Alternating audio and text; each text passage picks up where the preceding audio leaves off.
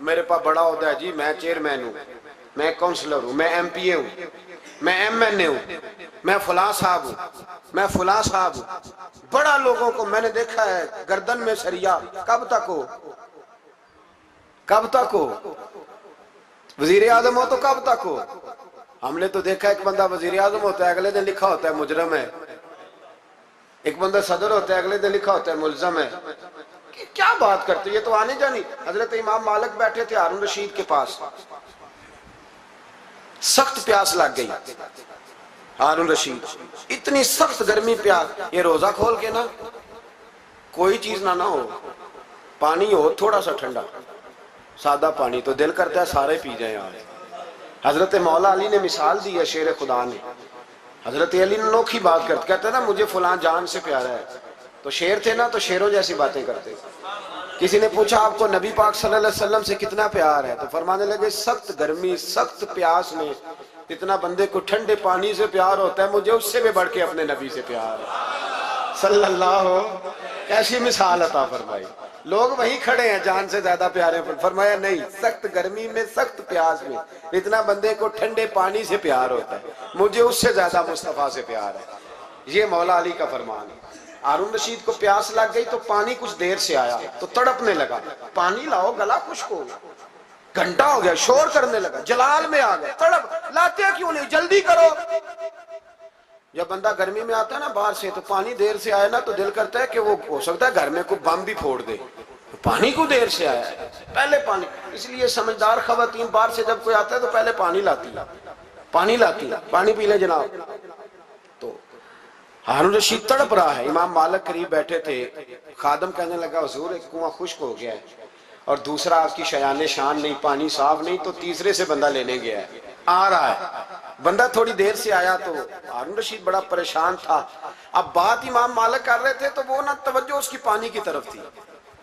प्याला पानी का अंदर दाखिल हुआ तो हारून रशीद का दिल करता था कि उड़ के पानी के करीब चला जाओ, लपक रहा था पानी की तरफ। जब पानी आया उसको पकड़ाया तो इमाम मालिक रहमतुल्लाह अलैह कहने लगे बादशाह जरा ठहर जा, ठहर जा, पी ले, नया आ गया ना तेरे कब्जे में है, एक मसला मुझे बता ले फिर पानी पीना। हारून रशीद एक रात पहले ना बड़ी बातें कर रहा था कि मैं हुकूमत सही चला रहा हूँ, मेरे मामलात बड़े अच्छे, अपनी हुकूमत की तारीफें एक रात पहले हो रही। अब जब पानी पीने लगा तो इमाम मालिक उसको रात वाली बात पे उसे समझाना चाह रहे हैं। फरमाने लगे बादशाह रुक जा, रुक गया। आप फरमाने लगे अगर ये पानी मिलता ही ना, पूरे मुल्क में ना मिलता, फिर तुझे पता चलता पूरी दुनिया में नहीं। जरा सोचें आप, अगर पानी खुदा ना खास्ता अगर पानी मिले ही ना, का ना मिलता, पानी को कोई अहमियत तो नहीं ना हम देते, नलका खुला है तो खुला है, और अगर मिले ना तो हमारी बुनियादी जरूरत है पानी, एक कदम ना लोग चल सके। कहा हारून रशीद अगर मिले ही ना और अगर तुझे लेना पड़े एक प्याला पानी का तो क्या दे के लेगा? कहने लगा मैं अपनी आधी सल्तनत दे दूंगा, आधी हुकूमत और पानी का प्याला ले लूंगा। इमाम साहब फरमाने लगे चल समझ में आ गया, पी ले पानी। उसने पी लिया तो पिया इस तरह के पानी, प्याला मुंह से लगाया तो उतारा तब भी जब खत्म हो गया तो इमाम साहब फरमाने लगे पी लिया का? पी लिया। फरमाने लगे एक मसला और बता, अब अगर तूने पानी पी लिया तेरा पेशाब बंद हो जाए, ये पानी पीने के बाद फिर पेशाब आना भी जरूरी है, अगर बंद हो जाए तो फिर क्या देगा? तो इमाम साहब की तरफ गौर से देखने, फरमाने लगे सोच के बताना। कहने लगा हुजूर आधी सल्तनत बाकी की भी दे दूंगा। तो इमाम साहब ने रुमाल उठाया, कंधे पे रखा, चलने लगे। कहाँ जा रहे हो? फरमाने लगे उस बादशाह के पास क्या बैठना जिसकी पूरी सल्तनत की कीमत पानी का एक प्याला है। एक प्याला पानी का अगर ना मिले तो आधी गई और पेशाब ना आए तो बाकी भी। कहने लगे तू किस सल्तनत की बातें करता है? कुल्लु मन अलैहा फान, हर चीज। अब यकीन करें हमारे पास को बंदा बैठ जाए ना तो हो हम उसे हिलने ना दें, हम उसे कहें तू तुझे पता ही नहीं असल बादशाह मैं ही हूँ। मैं तो कुछ ऐसे लोगों की बातें भी सुनता हूँ, मुझे लगता है अमेरिका में भी हुकूमत यही बनवाते हैं, इतनी जबरदस्त गुफ्तगू करते हैं, इतना आला तज्जिया निकालते हैं कि मुझे लगता है सारे मुल्कों के बादशाह इनसे मशवरा करते हैं।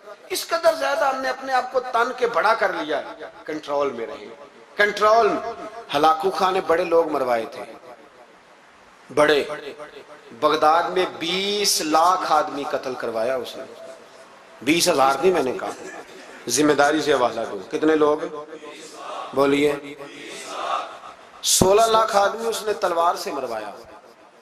लोगों ने ना जेरे जमीन तय खाने खोदने शुरू कर दिए। 4 लाख आदमी तय खानों में छुप गया और चुन चुन के मुसलमान मारता था। जब हलाकू को किसी ने बताया ना 4 लाख बंदे छुप गए, उसने नहरों के बंद तोड़वा दिए, दरियाओं के बंद तोड़वा दिए, पानी जेरे जमीन चला गया। 4 लाख आदमी डूब के मर गया।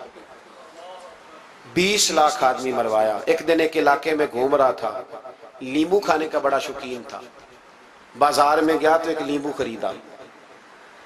उसने देखा कि बाजार में बूढ़े बच्चे जवान खरीदारी कर रहे हैं, तो कहने लगा अभी भी इतने मुसलमान जिंदा है, बनाओ इनकी लाइनें, कत्ल करना है। 3 लाइनें बन गई। एक बूढ़ा आदमी भी लाइन में आ गया, नींबू खा रहा है, उसको हल्का हल्का चूसता है, घोड़े में बैठा है, कत्ल करा रहा है लोगों को। एक बाबा जी पहली साफ में थे। जब पहली साफ कत्ल होने लगी, बाबा जी पिछली साफ में दौड़ के हो गए। हलाकू खां हंस रहा है उसको देख के। माज़अल्लाह, जब बंदा होता है ना किसी मनसब पे, फिर वो मजाक उड़ाता है दूसरों का। बाबा दूसरी सफ में आया तो हलाकू खान ने वो भी कत्ल कराई, तो बाबा दौड़ के तीसरी सफ में। आखिरी सफ के कोने पे जब बाबा खड़ा हो गया ना, तो सारे बंदे मर गए। बाबे को कत्ल करने लगा जल्लाद। हलाकू कहने लगा ठहर जा। कहने लगा बाबा तू तीसरी सफ में आया था, तेरा क्या ख्याल था बच जाएगा?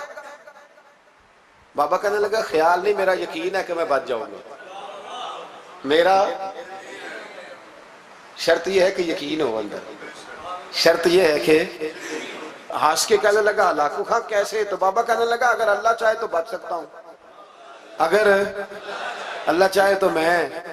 बहुत सारे लोग हैं डॉक्टर लिख के दे देते हैं नहीं बचेगा, वो बच जाता है, क्योंकि बचाने वाला अल्लाह है। अल्लाह चाहे तो बच जाऊंगा। तो हलाकू कहने लगा कैसे? जब ऐसे किया ना, कैसे ऐसे किया ना, तो नींबू हाथ से गिर गया। वो बच्चे प्लेयर नहीं होते, वो गेंद गिनती है तो छलांग लगा के पकड़ लेते। तो बड़ा घोड़सवार था, नेजाबाज था, छलांग लगाई नींबू कैश करने के लिए। कैसे? तो कैसे बचे? यूं हाथ घुमाया, नींबू गिरा तो छलांग लगाई, नीचे झुका। जब नीचे झुका ना तो गिर गया घोड़े से। जो पैर था वो घोड़े की रकाब में उलझ गया।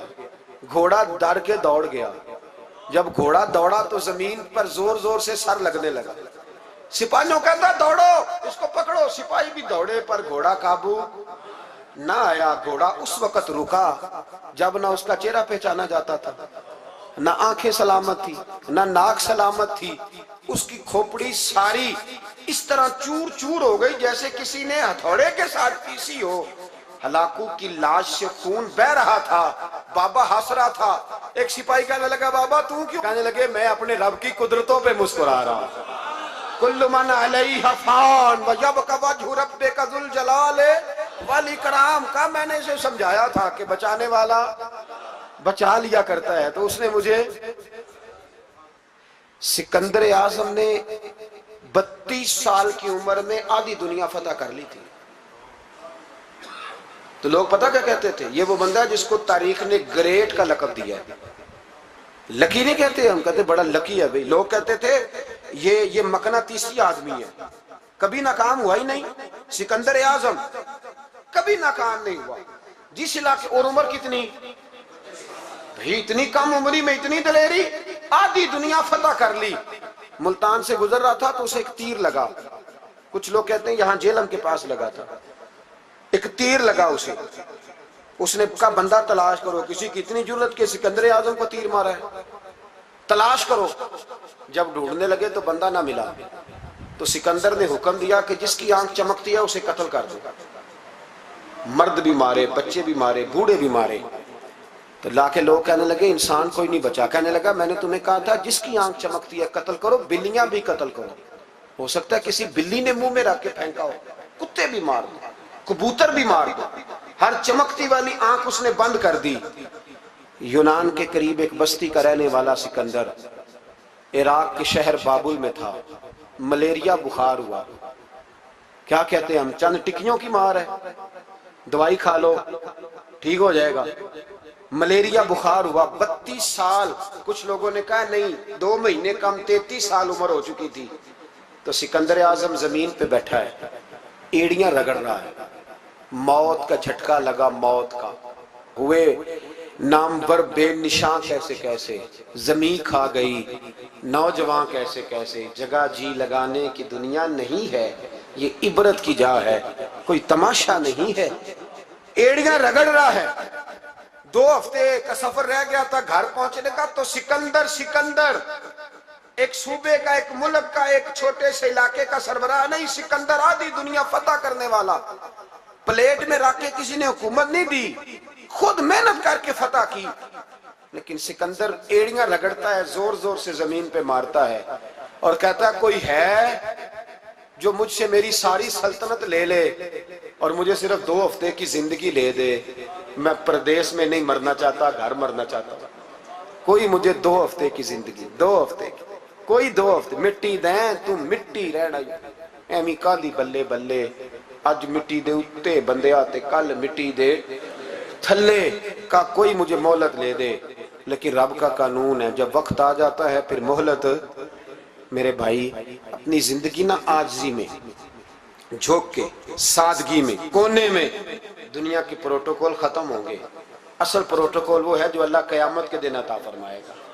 मेरे नबी पाक ने फरमाया अमीर जो होंगे, अमीर वो चींटियों की शक्ल में होंगे और गरीब अपने पैरों के नीचे उन्हें मसल के चले जाए। ये वो वाले अमीर जो तकब्बुर करते थे, वरना तो अमीर हजरत उस्मान गनी भी हैं, हजरत अब्दुल रहमान इब्ने औफ भी हैं, हजरत सुलेमान अलैहिस्सलाम भी हैं। जो अमीर तकब्बुर करे, अकड़ जाए, अगर अमीर हो आजिज़ी इख्तियार करे तो फिर तो अल्लाह उसे जन्नत भी अता फरमाता है। तो मेरे भाई अपने आप को समेटें। हम जाने के लिए,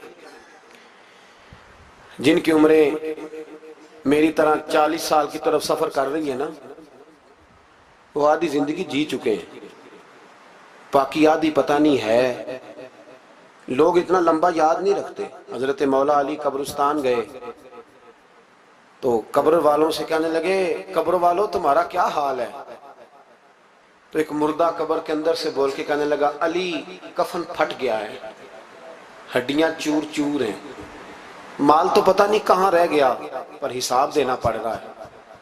आप बताइए पीछे हमारे घर वालों का क्या हाल है? तो हजरत अली फरमाने लगे, जहां तुम बैठते थे वहां कोई और बैठने लग गया, तुम्हारी बीवियों ने नए निकाह कर लिए, तुम्हारे दोस्तों ने नए दोस्त बना लिए, अब तो लोग तुम्हें याद भी नहीं करते, अब तो तुम्हारा जिक्र ही कोई नहीं करता, अब तो खत्म हो गया तुम्हारा तज़किरा भी कोई नहीं।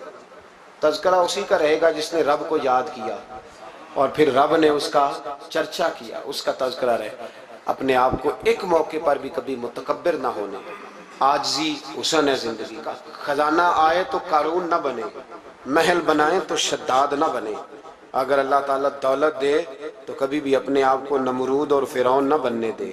इक़्तिदार मिले तो कभी भी अपने आप को हलाकू खां और चंगेज खां ना बनाओ। और अगर नमाजी बनो तो वो वाले नमाजी बनो जो नमाजी भी होता है। हजरत उमर फारूक को किसी ने ईद वाले दिन देखा तो उमर रो रहे थे, छोटी ईद वाले दिन। हमारे यहाँ तो लोगों ने डेक तैयार करके रख लिए हैं, तैयारी हो गई है। चांद रात को जो नेकियां कमाई हैं वो सारी शैतान के हवाले करेंगे, माअज़ल्लाह इल्ला माशाअल्लाह। उसको कहेंगे ले जा, हमने कमाई है तेरे लिए। फौरन पहली रात, इधर ऐलान हुआ नहीं उधर तमाशे लगे नहीं, माअज़ल्लाह। हजरत उमर ईद वाले दिन रो रहे थे।